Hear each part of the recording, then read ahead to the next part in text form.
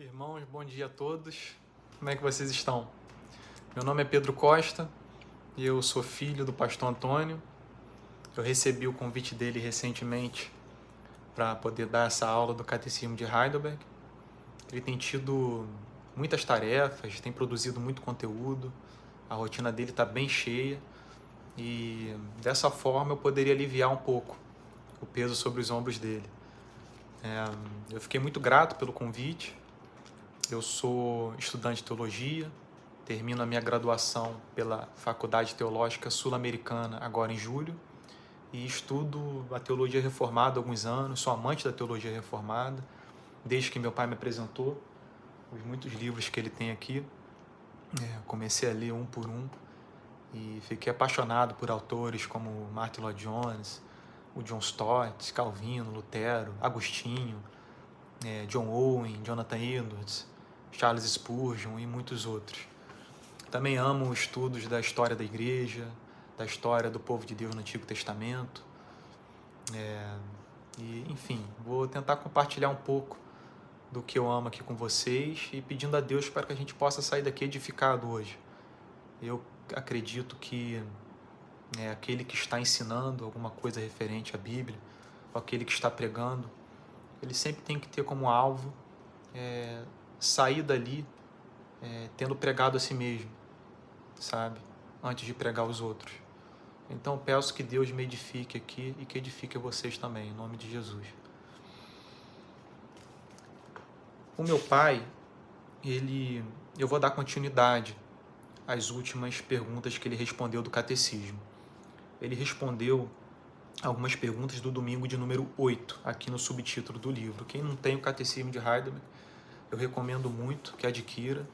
Ele foi feito inicialmente para a instrução de jovens sobre a teologia, sobre as doutrinas bíblicas, e eu tenho certeza que vai edificar muito vocês o estudo desse livro. Então ele falou sobre o domingo de número 8, aqui nos subtítulos do Catecismo, e respondeu duas perguntas. A primeira é como se divide esse credo, em que ele tratou de Deus Pai da criação, de Deus Filho da salvação e de Deus Espírito Santo e da santificação, temas maravilhosos. E tratou de uma segunda pergunta: por que você fala de três pessoas, Pai, Filho e Espírito Santo, visto que há um só Deus? Pergunta não tão simples assim, que gera dúvida em muita gente. Um Deus trino, três pessoas, que são um único Deus, e meu pai tratou disso. Então, dando continuidade, eu vou para o domingo de número 9. Aqui só tem uma pergunta neste domingo, e ela é a seguinte: em que você crê quando diz, creio em Deus Pai, Todo-Poderoso, Criador do céu e da terra?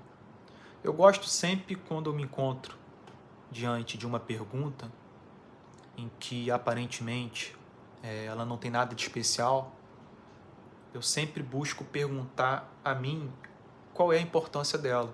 Por que é importante alguém fazer essa pergunta?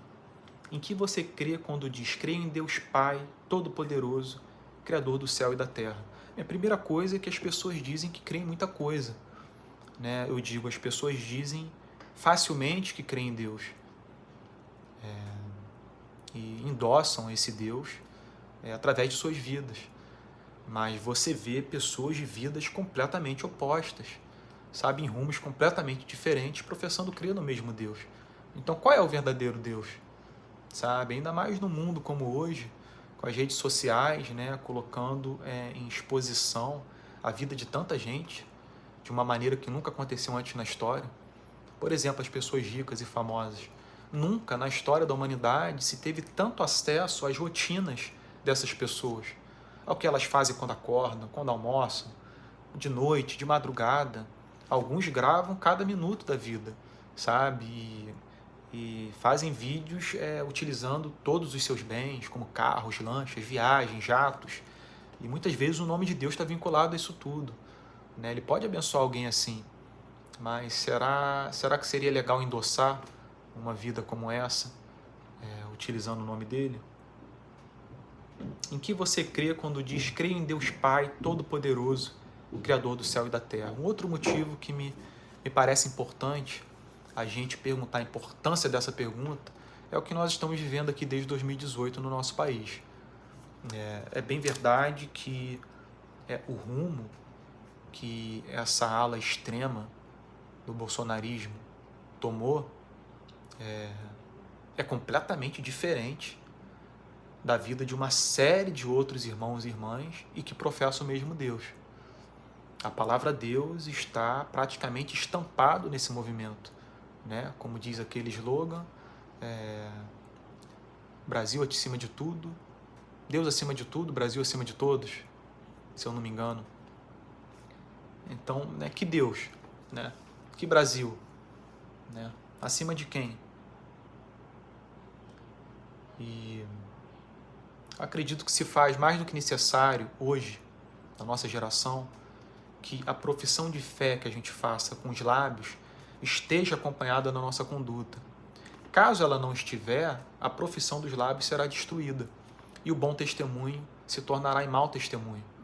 Sabe, é crucial que as nossas palavras estejam acompanhadas da nossa vida, daquilo que a gente faz, não apenas do que a gente diz. Né? Se o comportamento for escandaloso, se assustar o próximo, se afastar o próximo, sabe? Se a gente for motivo de escândalo, sabe? Eu temo que nós estejamos enganados quanto ao Deus a que professamos servir, sabe? Quem professamos crer.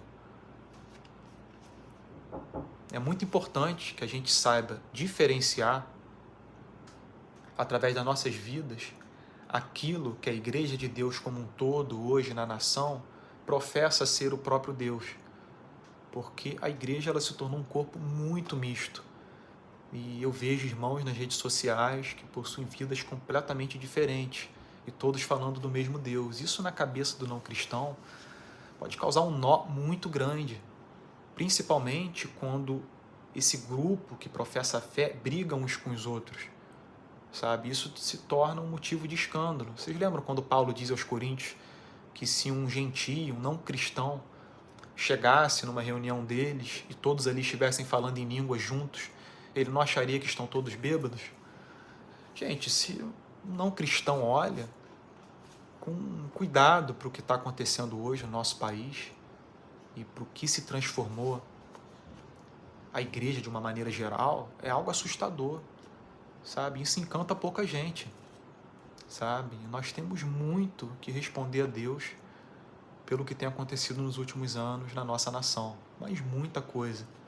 Vocês lembram quando Davi pecou com Batseba?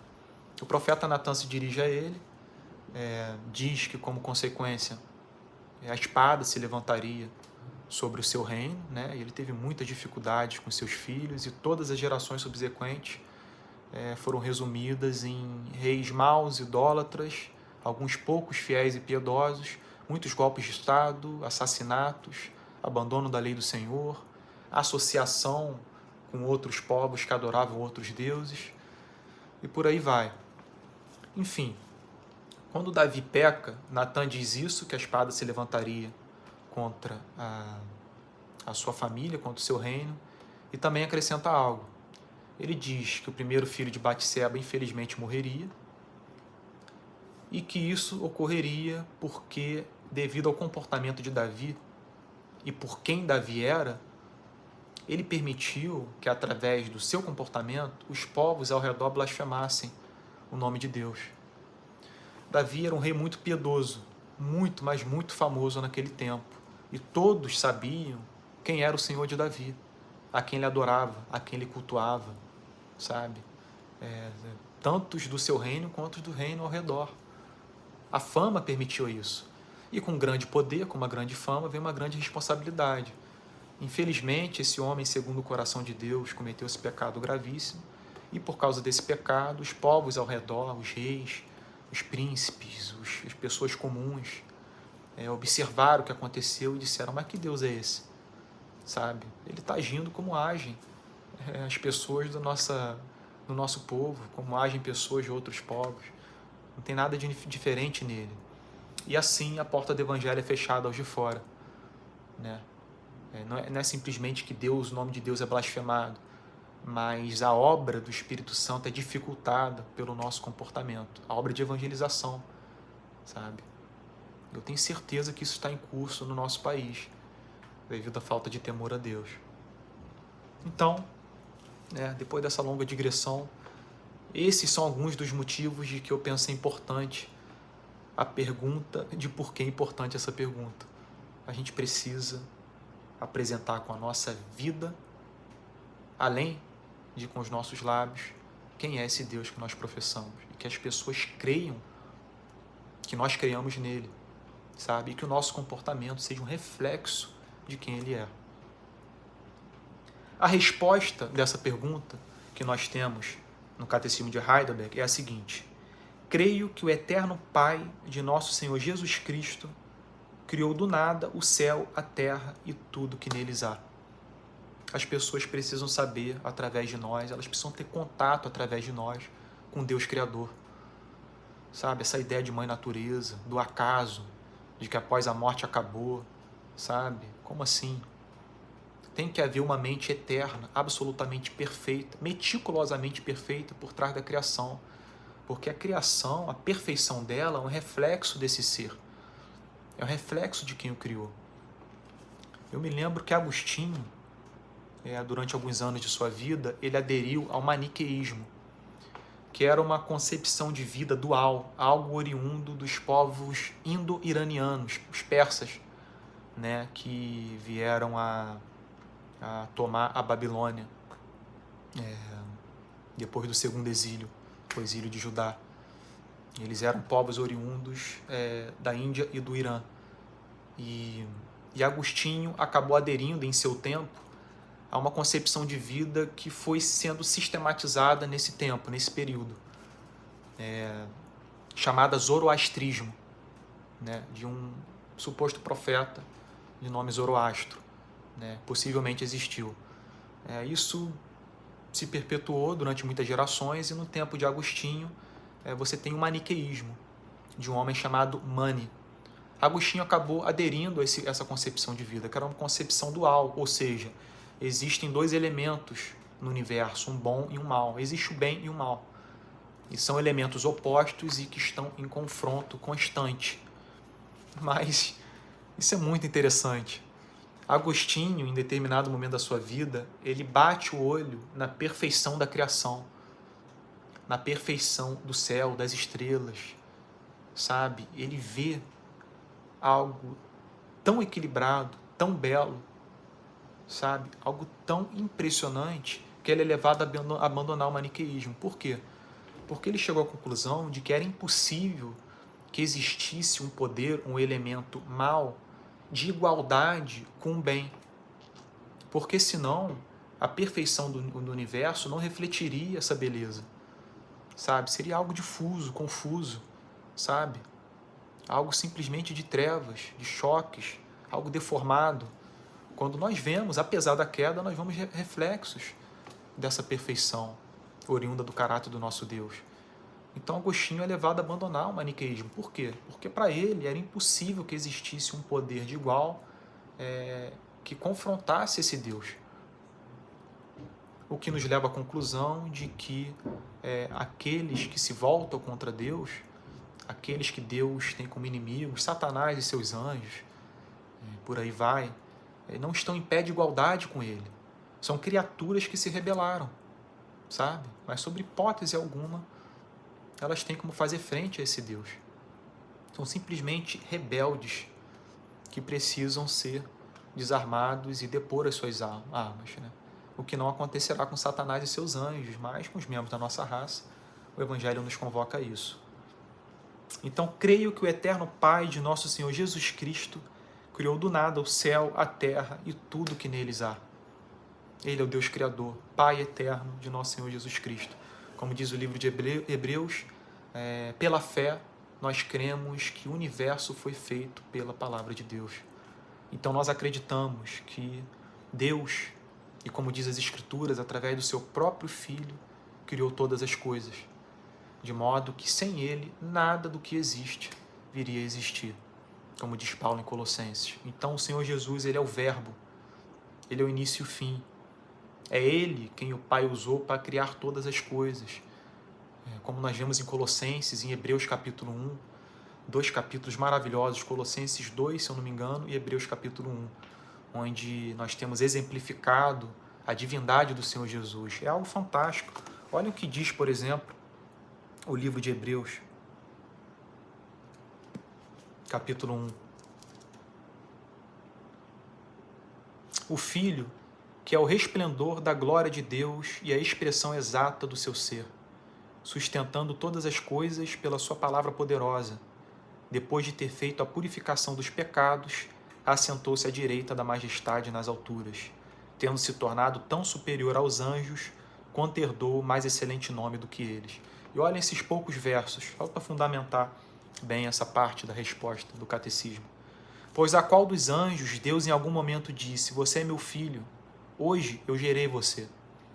E outra vez eu lhe serei pai, e ele me será filho. E novamente, ao introduzir o primogênito no mundo, diz: e todos os anjos de Deus o adorem. E todos os anjos de Deus o adorem.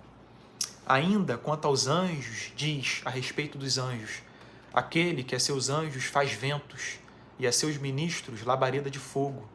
Mas a respeito do Filho, diz: o teu trono, ó Deus, é para todo sempre. Cetro de justiça é o cetro do teu reino. Amaste a justiça e odiaste a iniquidade. Por isso, Deus, o teu Deus, te ungiu com óleo de alegria como a nenhum dos teus companheiros. E para finalizar, no princípio, Senhor, lançaste os fundamentos da terra, e os céus são obra das tuas mãos. Eles perecerão, todos eles perecerão, mas tu permaneces. Todos eles envelhecerão como veste, como manto tu os enrolarás, e como roupas serão igualmente mudados. Tu, porém, és o mesmo, e os teus anos jamais terão fim. Se eu pudesse colocar esse capítulo numa hierarquia na Bíblia, claro que toda a palavra de Deus é importante, mas se eu pudesse colocar numa hierarquia, eu colocaria esse capítulo lá no topo. Ele é simplesmente fantástico. Então, creio que o eterno Pai de nosso Senhor Jesus Cristo criou do nada o céu, a terra e tudo o que neles há. Cada nuance, cada detalhe, cada grão de areia na praia. A Escritura chega ao ponto de dizer que ele estabeleceu limite para as ondas quebrarem, e até aqui quebraria o orgulho delas. Sabe? Cada grão foi colocado de maneira especial por Deus nesse mundo, cada grão de areia, sabe? Cada geografia de cada país que difere tanto, sabe? O Senhor chega ao ponto de dizer a Jó, no final do livro, quando ele se revela naquela tempestade, depois daquele discurso longo de Jó com os seus amigos, ele chega ao ponto de dizer que ele que sustenta os lugares desertos, onde ninguém sabe o que se passa, ninguém sabe o que acontece, mas animais vivem, sabe? É ele que dá chuva para que possa aparecer alguma coisa na terra, é ele que sustenta os animais que habitam lá, em lugares inóspitos. Ele apresenta isso tudo a Jó, vindo do macro, do universo, do sol, da lua, das estrelas. Ele vai descrevendo cada coisa detalhadamente, ao qual ele mantém sob a sua poderosa mão, e depois ele vai descendo até as particularidades desse planeta, sabe? As matas, a vegetação, os ventos, o mar, a areia, os animais. E ele descreve a Jó alguns animais, tanto fortes quanto pequenos e fracos, e diz que sustenta cada um deles, sabe? É maravilhoso, são maravilhosos os últimos capítulos do livro de Jó. E é mais impressionante ainda a gente saber que o Senhor incumbiu o seu próprio Filho dessa tarefa, sabe? É a palavra do Senhor Jesus e o seu poder que sustenta isso tudo. E quando o Filho se apresenta aos seus discípulos no primeiro século, ele, em vez de apontar a si essa autoridade, embora ele a possua, ele aponta para o Pai. Então é algo lindo. O Pai aponta para o Filho aponta para o Pai, numa harmonia maravilhosa, nesse tema lindo da criação. É simplesmente fantástico. E o Espírito Santo pairando sobre as águas, descrito em Gênesis, é algo lindo, gente. É a poesia da vida. Mesmo com a queda, nós podemos ver na perfeição e na beleza profunda do universo um reflexo do caráter de Deus. E eu digo mais, a gente tem que ver na beleza da criação um reflexo do caráter de Cristo. Aquele que foi rejeitado pelos judeus, insultado, cuspido, torturado, ofendido, aquele que foi morto, sabe? Aquele possui um caráter infinitamente mais belo da natureza, embora ela seja algo perfeito. Por quê? Porque ele a criou. Se ele criou algo tão belo e tão fantástico, quão mais belo e mais fantástico é ele mesmo? Quão mais doce, quão mais, sabe? Quão mais incrível seria conhecê-lo, sabe, sem algum impedimento, conhecê-lo face a face sem impedimento do pecado, algo que ele prometeu na sua volta, algo que tanto a sua igreja espera. Dando continuidade à resposta, né? Creio que o eterno Pai de nosso Senhor Jesus Cristo criou do nada o céu, a terra e tudo que neles há. Dava para permanecer longamente falando sobre essa primeira parte da resposta, mas vamos seguir. E ainda creio que os sustenta e governa por seu eterno conselho e providência. Olha que coisa fantástica. Um tema que eu até já mencionei para vocês sobre Deus sustentando as coisas, mas a gente pode analisar isso de uma outra perspectiva. Eu falei um pouco da criação, dos animais, mas enquanto a nós, enquanto ao que nós, membros da nossa raça, fazemos uns com os outros, sabe? As guerras, elas começaram em Gênesis e elas vão até hoje. E a nossa raça é uma raça que tem prazer em derramar sangue, em se colocar acima do próximo, subjugá-lo, ser bajulado, aclamado, adorado. E muitos nessa busca acabaram subjugando uma multidão de pessoas, destruindo famílias, inúmeras vidas. E isso se perpetua e continuará até a volta do Senhor. E quando a gente vê que esse Deus tão belo, sabe, perfeito, por trás de uma criação tão impressionante, sustenta isso tudo, é algo realmente impressionante, porque transparece a longanimidade da sua providência. Não é apenas uma providência que faz tudo convergir para um determinado fim. É uma providência que demonstra evidências claras da mais profunda paciência, assim como o apóstolo Paulo falou a Timóteo, dizendo que devido a ele, o último de todos os pecadores, ter sido alcançado por Cristo, Cristo exemplificou através da vida dele, de Paulo, exemplificou a sua infinita longanimidade. Porque se ele teve paciência com alguém como Paulo, que foi um perseguidor, quanto mais ele terá com outras pessoas que precisam ser alcançadas pelo Evangelho. E isso acontece quando nós analisamos a história. O Deus que permitiu todas as inúmeras guerras, o Deus que permite que a gente se veja hoje imerso nessa divisão no país, com brigas sem fim, com os jornais transmitindo as notícias mais assustadoras diariamente, é um Deus infinitamente longânimo, e a sua longanimidade ela transparece por essas coisas continuarem acontecendo. O que para alguns é uma evidência da falta de um Deus, da ausência de sua poderosa mão, de ser inimaginável que aconteça um dia um juízo final, que Deus se assente num trono para separar ovelhas de bodes, o que parece ser inimaginável, para Lutero era uma evidência de que haverá um juízo, porque Lutero olhou com essa perspectiva. Ele falou, o fato de nós vermos coisas ruins acontecendo e sem um desfecho, sem a justiça aparentemente sendo feita, não é uma evidência da ausência dela. Na verdade, é uma evidência de que ela está reservada para um determinado momento, porque ela não aconteceu agora.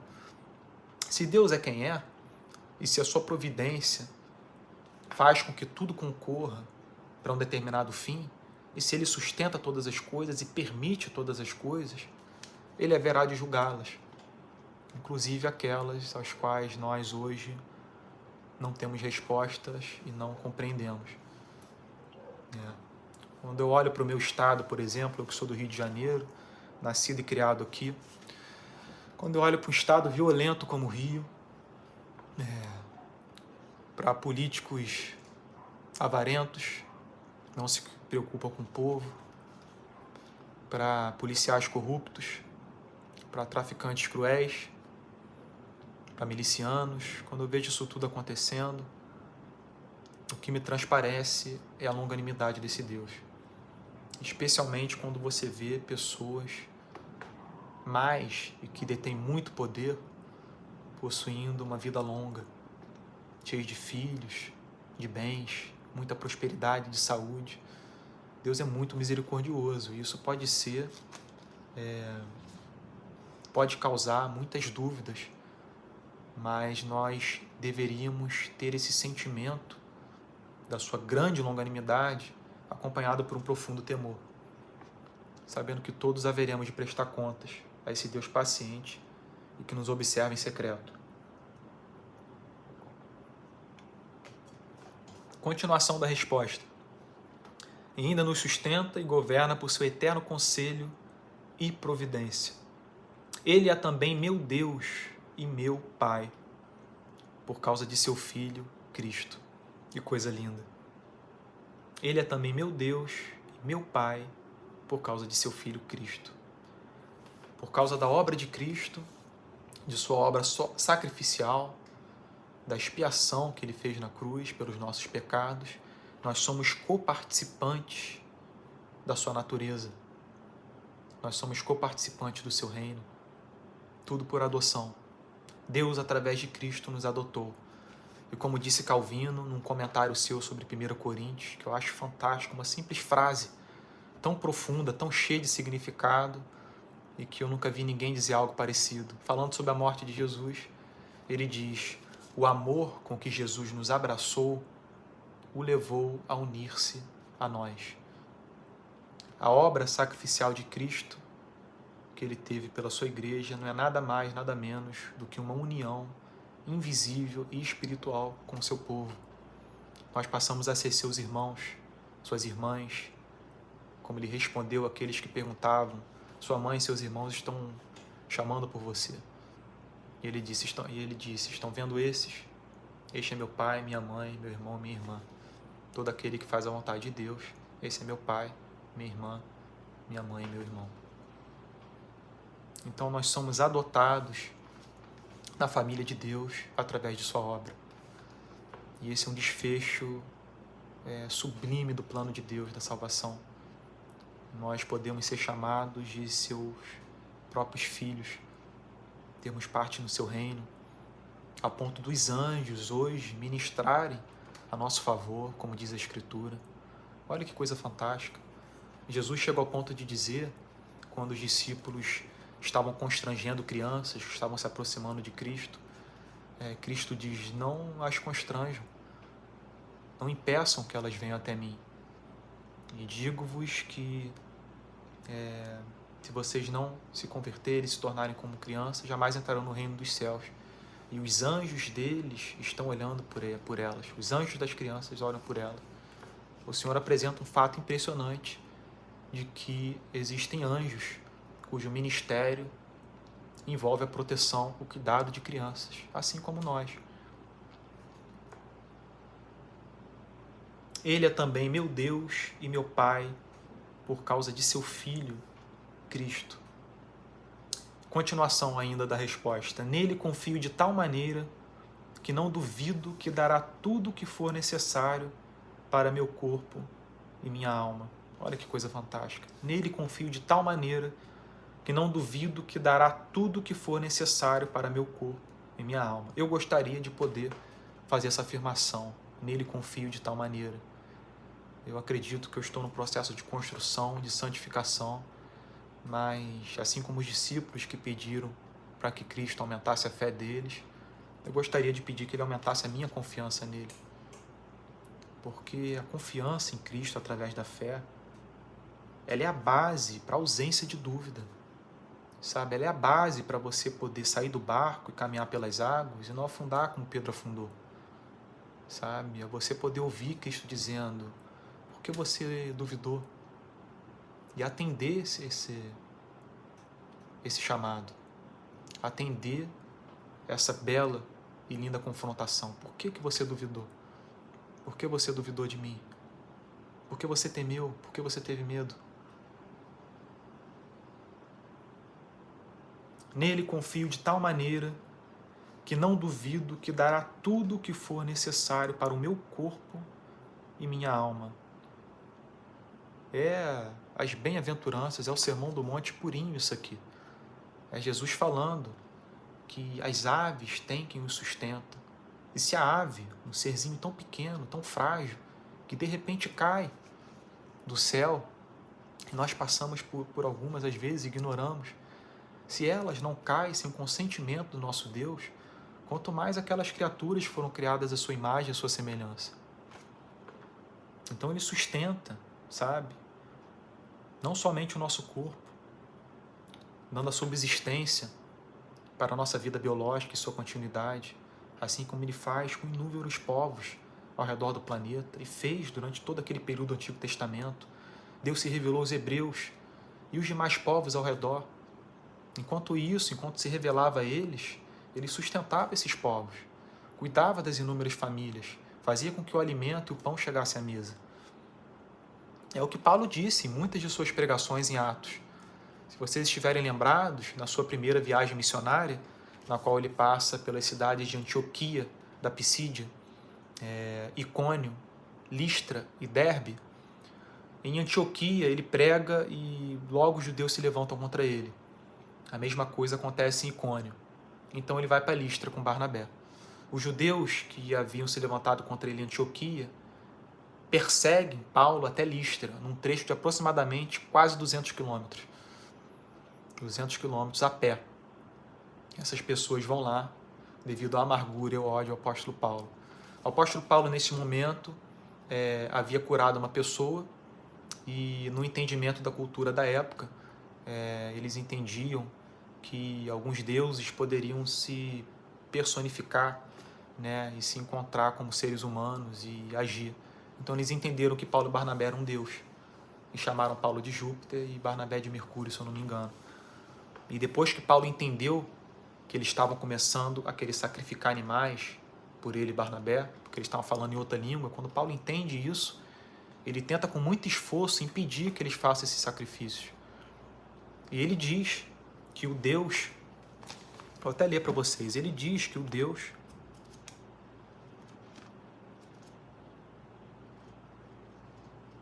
Atos, capítulo...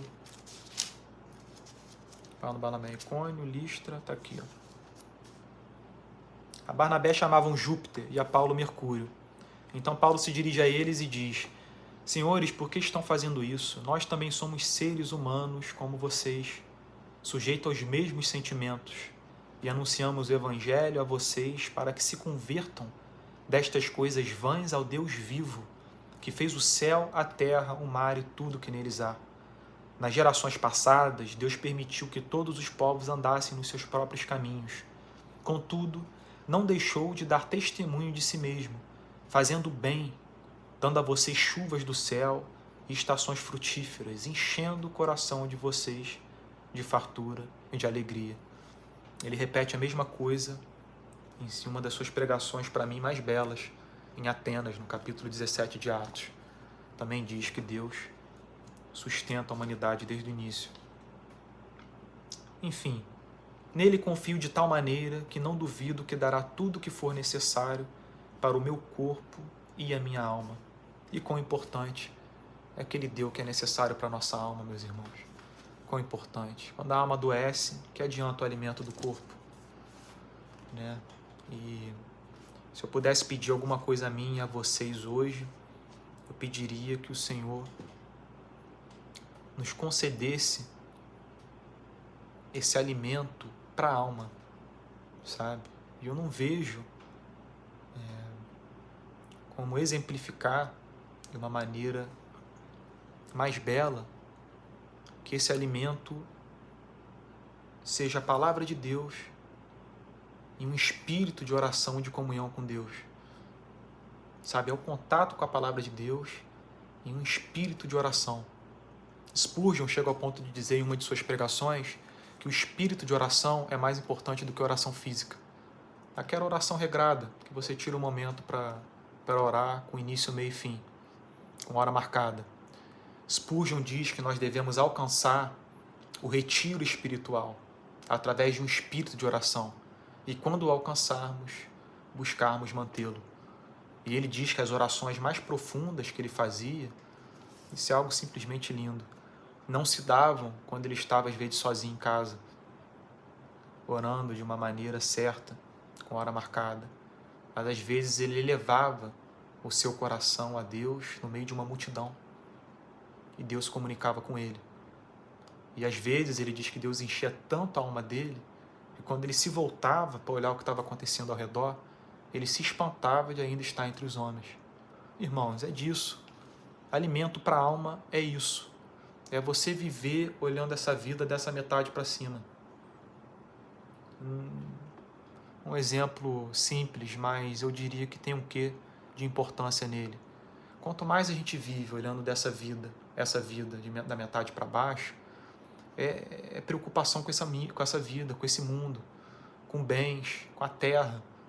São os olhos olhando para o mar agitado, como Pedro fez depois que saiu do barco.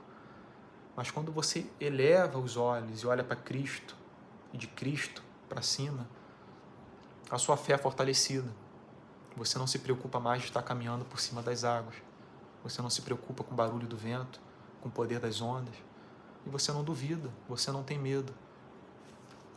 Eu acho que ninguém falou tão bem quanto isso, quanto uma mente, um coração voltados para o reino de Deus e para o céu, quanto o pastor inglês Richard Baxter, em seu livro O Descanso Eterno dos Santos, ou O Descanso Eterno dos Justos, dependendo da tradução. E fica aqui uma sugestão minha, de quem ainda não leu esse livro, que leia, porque é uma das coisas mais maravilhosas que eu já li na vida. Eu já devo ter lido umas 4 ou 5 vezes, sendo que algumas páginas eu já li para lá de 20 vezes, de tão fantástico que é. Ele trata de como os passos que você deve dar para que você tenha uma vida, um espírito, uma mente, um coração voltado para o reino de Deus, sabe? Se preocupando menos com essa terra.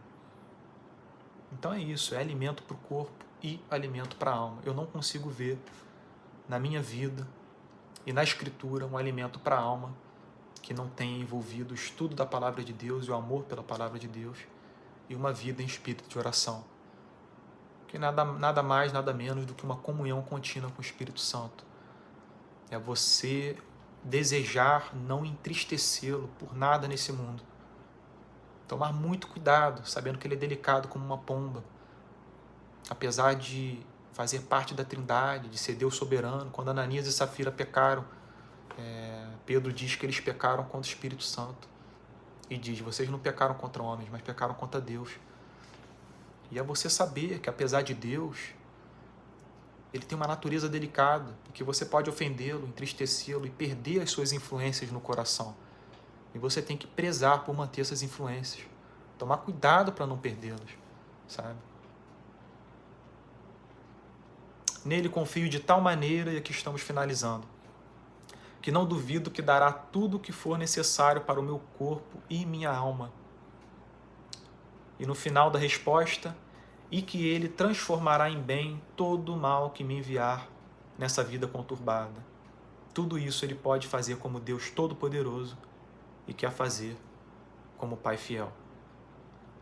Transformará em bem todo o mal que me enviar nessa vida conturbada. Eu acho que, usando meu pai como exemplo, é impressionante como o mal que é articulado contra a vida dele, Deus acaba revertindo em algo bom. E isso tem se dado ao longo de muitos anos, pelo que eu pude perceber. E eu não estou falando apenas com meus sentimentos, mas estou usando muito da razão ao analisar essas coisas. Eu percebo que Deus honra ele pelo compromisso que ele tem com a palavra de Deus e com o Evangelho. Ele faz com que o mal se transforme em bem. Como diz o apóstolo Paulo em Romanos, todas as coisas cooperam para o bem daqueles que amam a Deus, daqueles que são chamados segundo o seu propósito. Deus faz com que todas essas coisas cooperem. Tudo isso ele pode fazer como Deus Todo-Poderoso e quer fazer como Pai fiel. Não apenas ele tem o poder para fazer, mas ele pode. E se ele não faz, mesmo tendo poder, nós devemos acreditar que ele tem acesso a uma série de informações que nós não temos. Ele está vendo lá na frente. E por nós não termos acesso ao todo, e ele sim, nós devemos confiar que ele sabe o que é melhor para nós. Ele sabe como conduzir a nossa vida. Entrega o teu caminho ao Senhor, confia nele, o mais ele fará. nós devemos lembrar que, devido ao caráter perfeito e excelente do nosso Deus, ele haverá sempre de agir de acordo com seu caráter.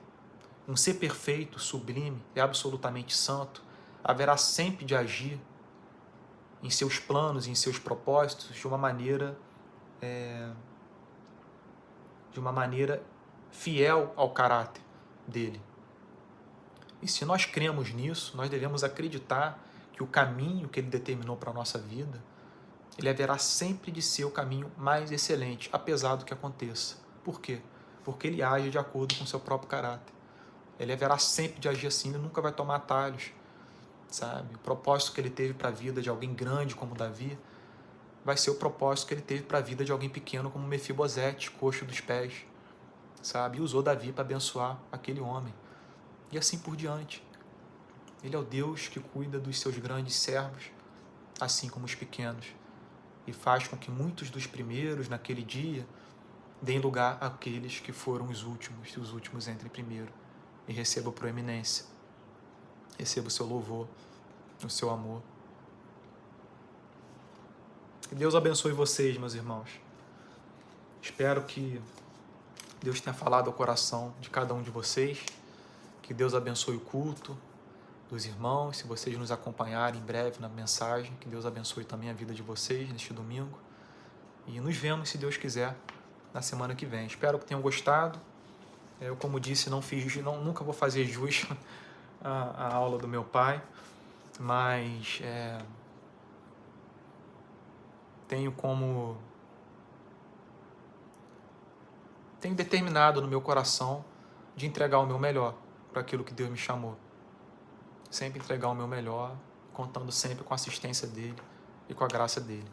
Deus abençoe vocês, família de vocês. Eu sei que muitos estão passando problemas difíceis e eu aqui uno meu coração de vocês em oração e peço para que o Senhor lhes traga tempos de refrigério, de consolo na alma, nesse momento tão difícil que vocês estão passando. Deus os abençoe. Fiquem com Jesus.